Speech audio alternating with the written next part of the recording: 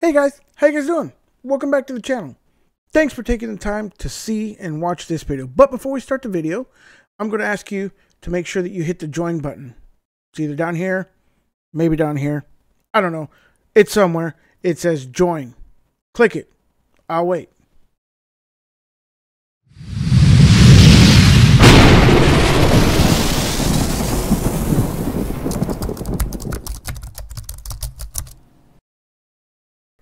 So in today's video, what we're going to talk about is security and securing your Linux desktop, because as of late, there have been people that have been getting hacked, and they've been, one was LTT, and then a couple other people that I've known down the road, like one of them's Jackson Miles. He's actually one of those, he does a lot of shorts and dances and stuff like that, and he got hacked and sent me something that he mentioned me, and they wanted me to click on it and stuff. But when I went to go, kind of check out his page, I saw that a bunch of his videos were removed. So, I mean, in any way, shape, or form, that's just another YouTuber that got hacked. And most of these are happening through browser sessions in whatever browser you're using. I use Brave. They tend to be a lot more secure than Firefox, and of course Microsoft Edge, Chrome, all those guys. They're not exactly safe. Brave is a very secure browser. But that's not the only point of entry that people can use to hack your system. And that's what we're going to talk about today. What do you do to safeguard yourself? Well, that's pretty simple. You got to understand that the number one largest security risk to any operating system, whether it be Windows, Mac, Linux, BSD, any of them, is simply you, the user. You're the greatest risk, because if you, for whatever reason, decide to avoid doing any of the simple basic things to secure yourself, then you're the reason why you get hacked for the most part.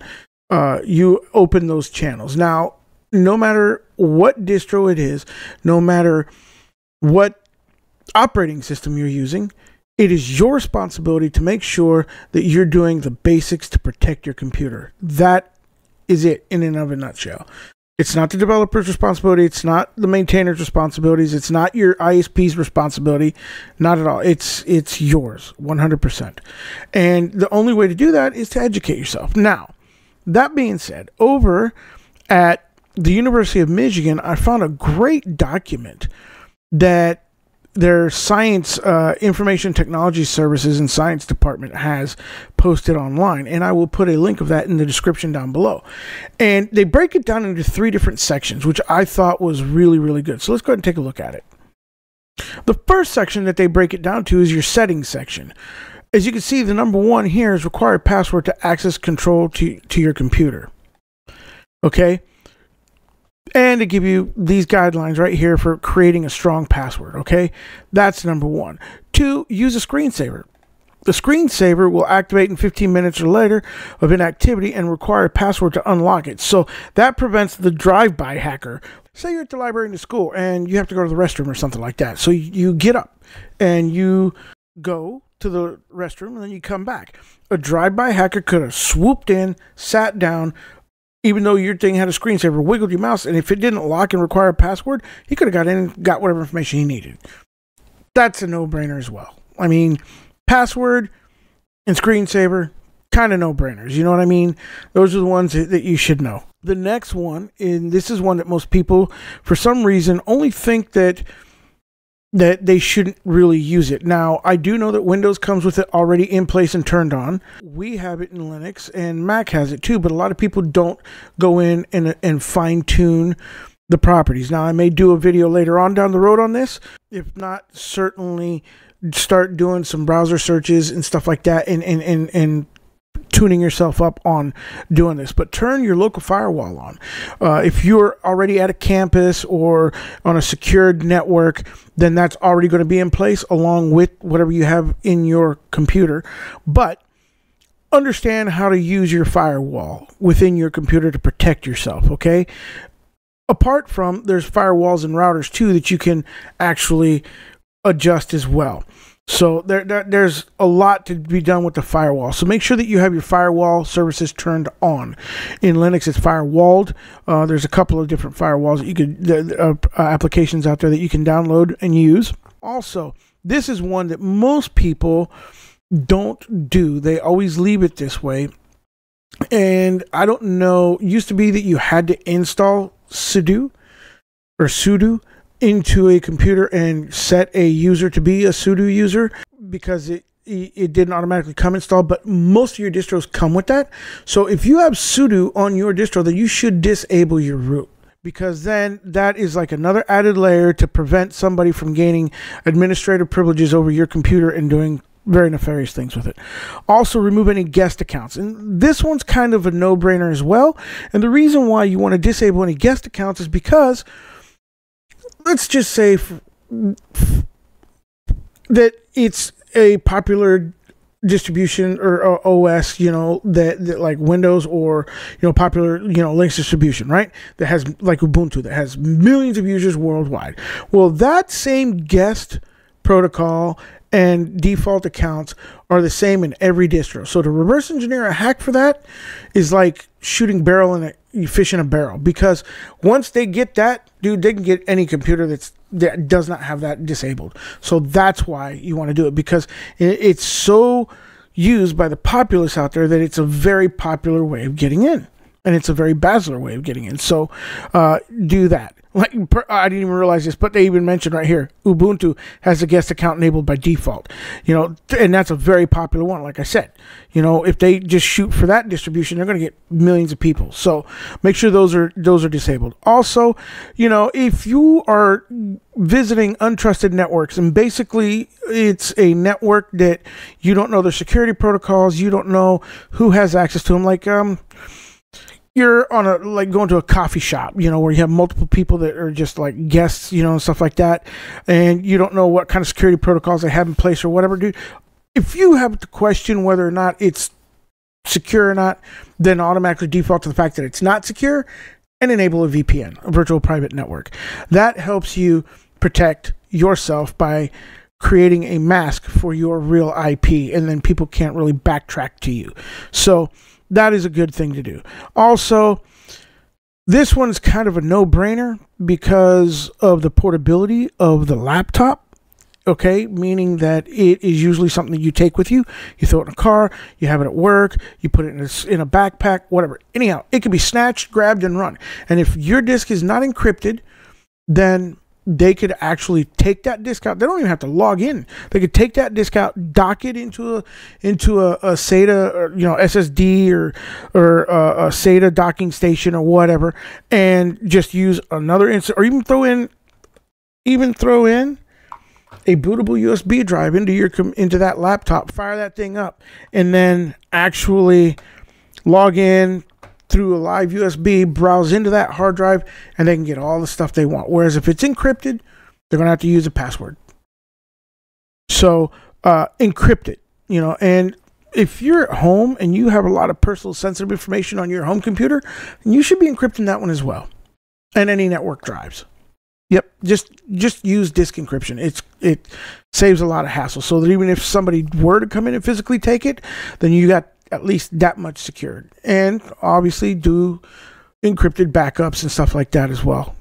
And above all, if you're on Windows, and this is mainly a Windows thing, I don't know that there's very many viruses that are actually written against Mac, and Linux has virtually none, just a few here and there over the decades that it's been around. But use a good antivirus software. Now, in Windows, there are a plethora. In Mac, I don't even think, I think they have ClamAV, just like that's all that's available in Linux from that I'm aware of. If you find quality antivirus software that it's not as popular and doesn't come loaded on most PCs, that's a good one that you're going to want to use, because it's getting less viruses written for it. Not always true, but as a rule.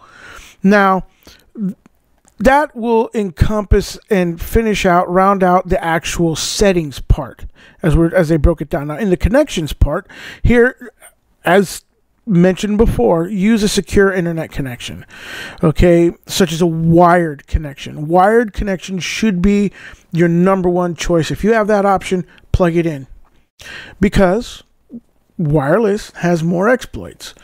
through encryption, and and so that's just a given. Also, you get better speeds usually on wired versus wireless. And as once again already mentioned in untrusted networks, the VPN thing is for sure an issue.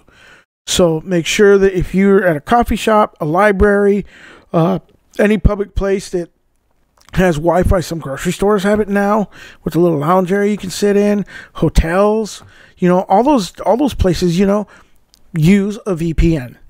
And also make sure that your Wi-Fi and Bluetooth are turned off if you are not using them or forced to use them for any reason whatsoever. I took the Wi-Fi card out of my desktop because I don't even use it. It's all connected wired all the time. On my laptop, I actually like the laptop where I have a switch to turn it off, and I actually turn it off. And the Bluetooth, I turn off as well. It's because I just don't want any intrusion whatsoever, and if it's not powered on, then it can't be intruded upon. So that's just a rule of thumb. The only time I turn it on is when I'm trying to do a file transfer between my phone and the laptop, and usually I just use the appropriate USB supplied cable that works for it for transferring. And then the third part of their little manual is the management part. And the most important part in all this is updating your operating system. I don't know how many times I've come across people who've given me a computer to work on and they have updates turned off, or they haven't updated it in forever. Their kernel version is like 5.10 and we're at 6.2 now, and it's like you have not updated this in quite a while, and that is again the user error that promotes exploitation. If you're not connected to the internet and you're not doing anything, and you're just using it for like a word processor or whatever that doesn't require any kind of internet connection at all, or exposure to the outside world, then obviously you're not going to update it because you're not connected. It wasn't until I plugged it in that it realized that it was out of date. That's a different story. But if you're connected to the internet 24/7, you're on Discord on your computer, you're on whatever, then obviously you're at risk. So make sure your updates are there. As much as it can be a pain in the butt to do it. Okay? It's just better for you. And also make sure that your applications are updated. And if you have an application on your PC or computer that you're not using, get rid of it. You don't need it on there. If you're not using it, get rid of it. I understand in some applications you can't get rid of in Windows, but at least disable it. In some of the settings, I think you can disable applications now. I don't know. Also, make sure your system log is got timelines that it's, of events of system activity that it's logging into, and you can check your system logs. Configure your time synchronization as well, so that way when an event happens and it logs it, it's got the correct time, so you know exactly what to look for.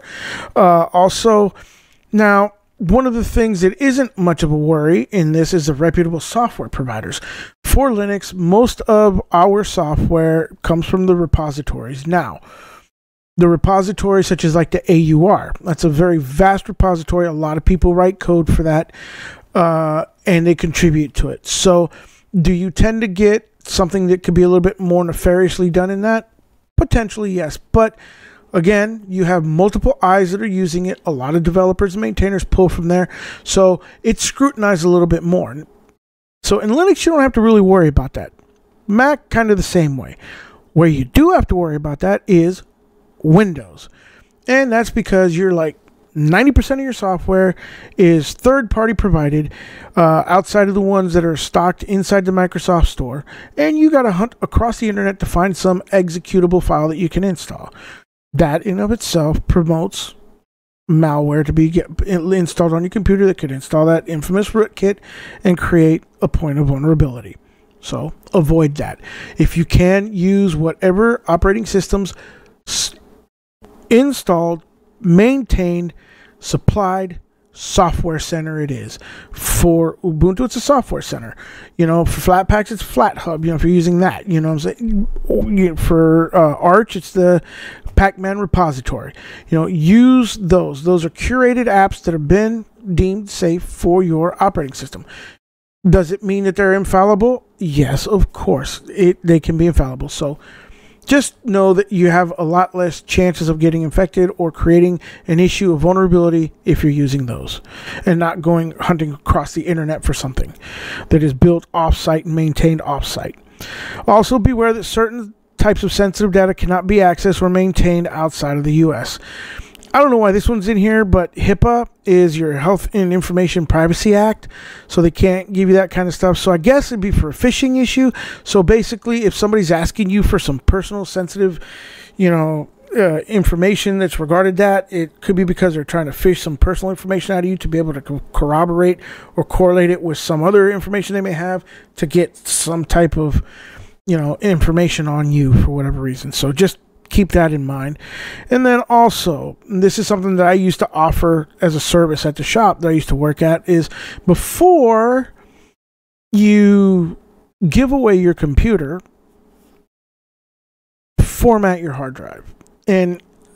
Or actually, I've told people just to rip it out, pull it out, and don't, because there are programs out there that people can use that are this, like for NTFS, I think it's called Get Back Data, and it will actually, and I think you could use it on Linux as well, but there are programs out there that can be used to actually get information off a hard drive. It's forensic tools that will actually retrieve stuff even though it's been formatted, and so they can get pictures, they can get documents that way, they can get all kinds of stuff. So just understand that you should do that before you sell your computer. Always make sure that the hard drive is either gone and replaced with a new one, a blank formatted one, or format yours at least 4 or 5 times, 6 times. The more you format it, the deeper it goes into removing character ones and zeros, and therefore it makes it more difficult to be read and achieved, information being achieved and retrieved off of that hard drive. So that is a quick little rundown on how you can secure your Linux operating system, Windows operating system, and Mac. Those are safe guidelines for all 3 operating systems, BSD included. Anybody that's out there, I suggest you use that because, like I said, it's on you to protect yourself and your personal information. Now, if you have any suggestions or you have any comments, please leave them below. I'd really appreciate it if you join the channel. It helps me out a lot. And also, as always, I want you guys to keep doing what you do, keep on Linuxing, stay blessed, and above all, have a great day or evening.